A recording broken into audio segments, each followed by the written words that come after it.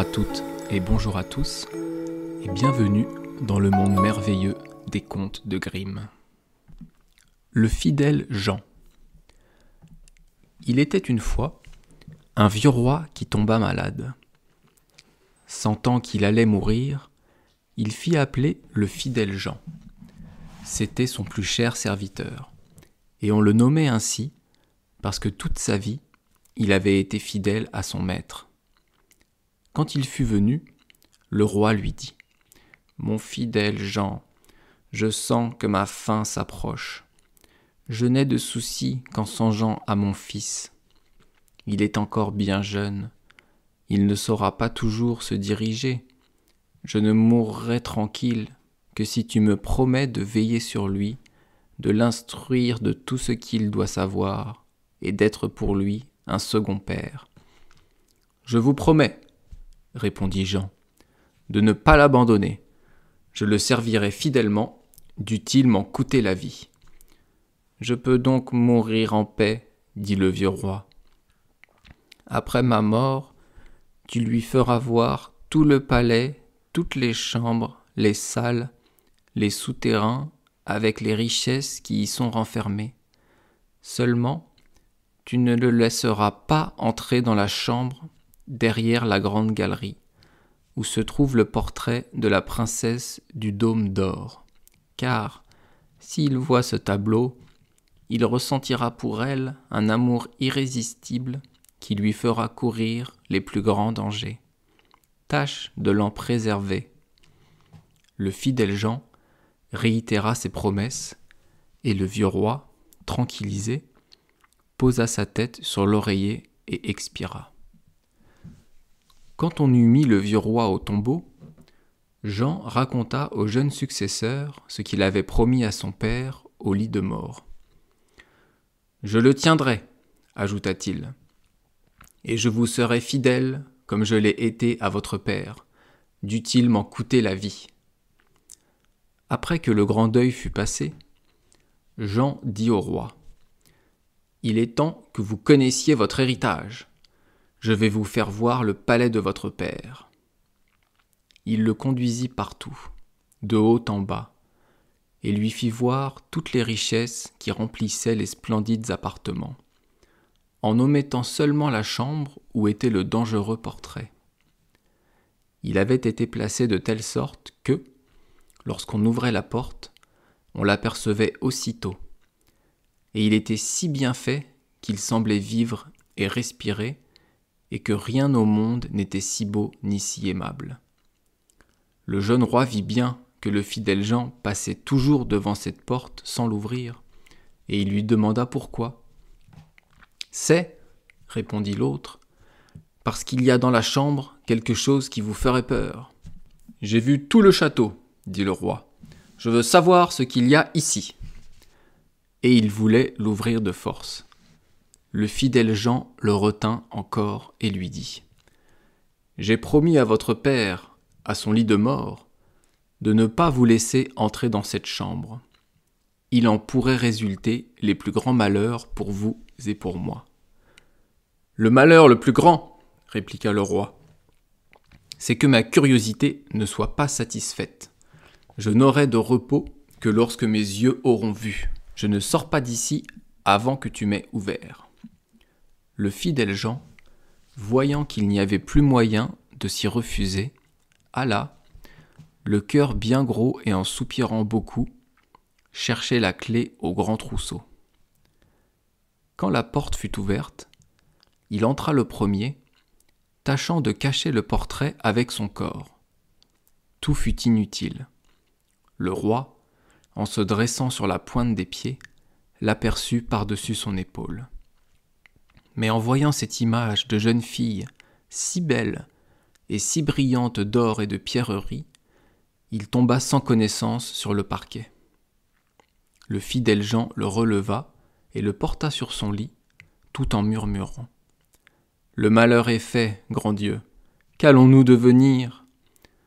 Et il lui fit prendre un peu de vin pour le réconforter. Le premier mot du roi, quand il revint à lui, fut pour demander quel était ce beau portrait. C'est celui de la princesse du Dôme d'Or, répondit le fidèle Jean.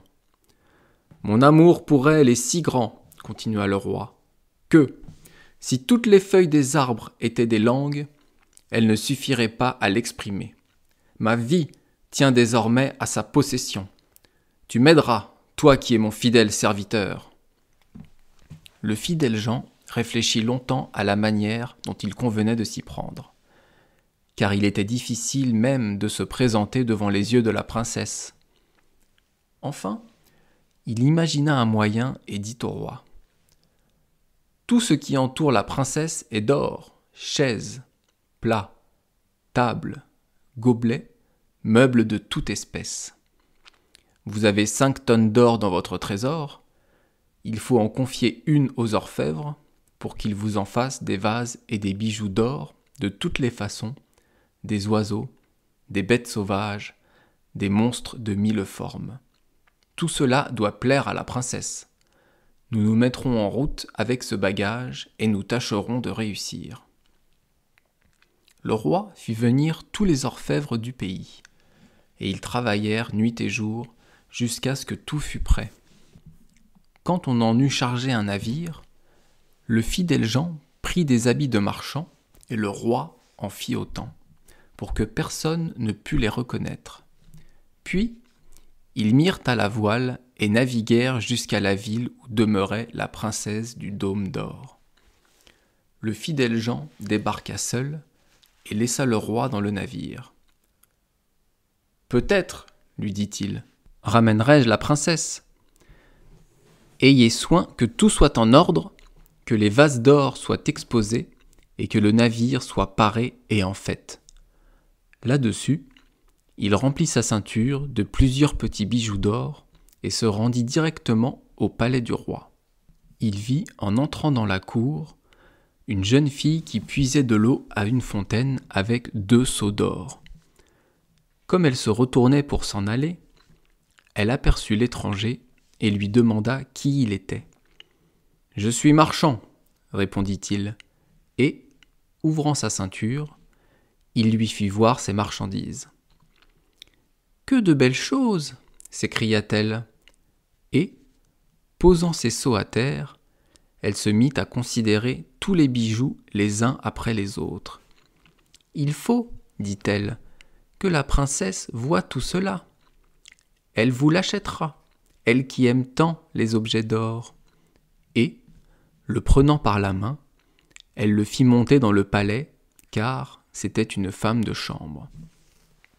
La princesse fut ravie de voir les bijoux, et elle dit : « Tout cela est si bien travaillé que je l'achète. » Mais le fidèle Jean répondit : « Je ne suis que le serviteur d'un riche marchand. Tout ce que vous voyez ici n'est rien auprès de ce que mon maître a dans son navire. Vous y verrez les ouvrages d'or les plus beaux et les plus précieux. » Elle voulait se les faire apporter, mais il dit : « Il y en a trop. Il faudrait trop de temps et trop de place. Votre palais n'y suffirait pas. » Sa curiosité n'en était que plus excitée.